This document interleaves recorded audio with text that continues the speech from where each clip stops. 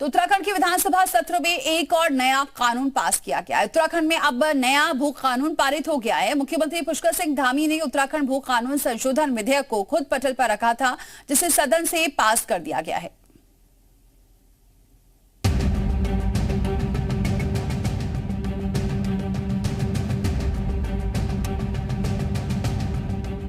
देवभूमि की सांस्कृतिक विरासत बचाने और पर्यावरण संरक्षण के लिए धामी सरकार ने उत्तराखंड में नया भू कानून सदन से पास कर दिया है। उत्तराखंड जमींदारी विधेयक 2025 सदन के पटल पर बहुमत से पास हो गया। सख्त भू कानून लागू होने के बाद अनियंत्रित भूमि खरीद बिक्री पर रोक लग जाएगी और राज्य के मूल स्वरूप भी सुरक्षित रहेंगे। बता दें, आम जनता के अधिकारों को लेकर सख्त भू कानून की मांग की जा रही थी, जिसे धामी सरकार ने पूरा कर दिया है। सदन में इस विधेयक को पेश करने के महज आधे घंटे के भीतर ही विधेयक पास हो गया।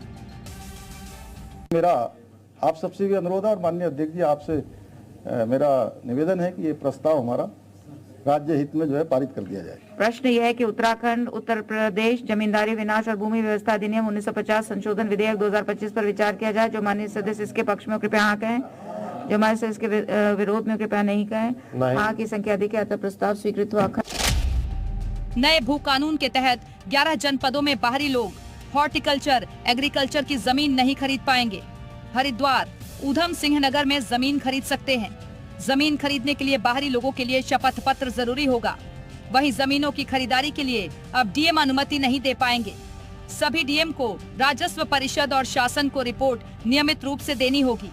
नियमों के उल्लंघन पर जमीन सरकार में निहित होगी। सरकार जनहित में कई ऐतिहासिक फैसले ले रही है। उत्तराखंड के संसाधनों को भूमाफियाओं से बचाने के लिए सरकार की यह बड़ी कोशिश है।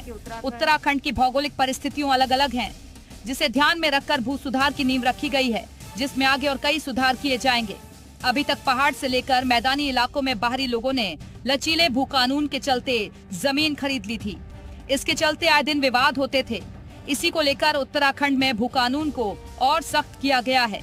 ब्यूरो रिपोर्ट, जी मीडिया। तो भू कानून पर सीएम धामी ने खुशी जाहिर की है। भू कानून राज्यवासियों की मांग रही है और भू कानून विधानसभा से पारित हो गया है। सीएम धामी ने कहा, जमीनों की खरीद फरोख्त पर अब रोक लगेगी। बहुत लंबे समय से जन भावनाओं के अनुरूप मांग रही है और उन जन भावनाओं के अनुरूप हमने भू कानून को यहाँ प्रस्तुत किया। विधानसभा ने उसको पारित कर दिया है। निश्चित रूप से इस भू कानून के आने के बाद जो राज्य के अंदर समय समय पर लगातार ये मांग उठती रही है कि यहाँ भूमियों की बेरोक टोक खरीद फरोख्त हो रही है, खुर्द बुर्द हो रही है। जिन प्रयोजनों के लिए भूमियों की खरीद फरोख्त होती थी, उन प्रयोजनों में उनका उपयोग नहीं हुआ।